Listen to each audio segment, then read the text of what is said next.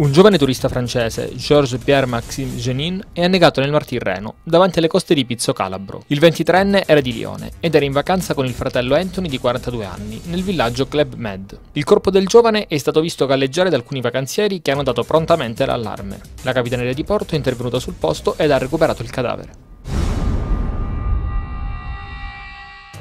La Procura della Repubblica di Castrovillari ha aperto un'inchiesta sulla morte di Franco Gallipoli, 40enne imprenditore di Cassano Ionio, morto ieri sera all'ospedale di Trebisacce in seguito a un incidente sul lavoro. L'episodio sarebbe avvenuto mentre l'uomo era impegnato a sistemare l'impianto di climatizzazione in un locale situato nella piazzetta del villaggio turistico Marina di Sibari.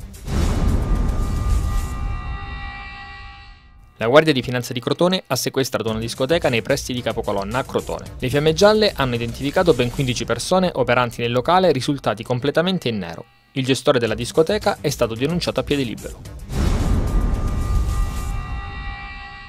Si è svolto questa mattina il Consiglio Provinciale Straordinario di Crotone contro la soppressione delle province. All'assemblea ha partecipato anche il presidente della provincia di Vibo, Denisi, che ha sottolineato che non è certo eliminando le province che lo Stato possa risolvere i problemi dei costi. Il presidente dell'ente intermedio crotonese, Zurlo, invece, ha detto a chiare lettere che per governare un paese ci vuole serietà.